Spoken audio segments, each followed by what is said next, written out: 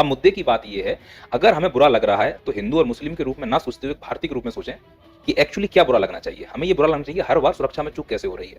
उरी हुआ, पठानकोट हुआ, पहलगाम हुआ, पुलवामा हुआ, अब तो वह दिल्ली में घुसा है।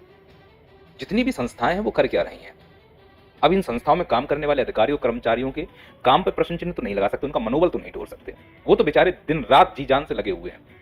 फिर भी ये घटनाएं नहीं रुक रही हैं, तो या तो राजनेताओं की इच्छा शक्ति की कमी है या हमारे अधिकारियों के पास संसाधनों की कमी है, मैन फोर्स की कमी है।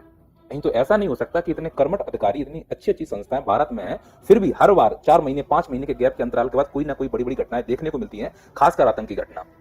इसके लिए हमें बुरा लगना चाहिए और सरकार से सवाल पूछना चाहिए, बजाय ये हिंदू मुस्लिम के आंकड़ों में फंसने के।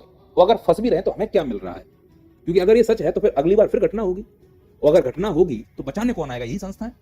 तो ये संस्थाएं किनके अधीन है? सरकार के अधीन है।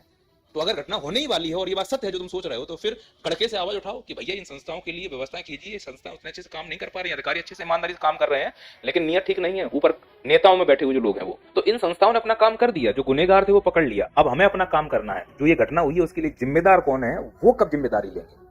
माननीय गृह मंत्री जी, आप जब से गृह मंत्री बने हो कई सारी आतंकी घटनाएं हुई हैं, और उन आतंकी घटनाओं को रोकने के लिए आप एक प्रेस कॉन्फ्रेंस करके केवल हम लोगों को दिलासा देते हो और इसकी जांच हो रही है। वो रिपोर्टें कभी भी पब्लिक में नहीं आती हैं। क्या उसका फिर रिजल्ट निकला है हम लोग भूल जाते हैं।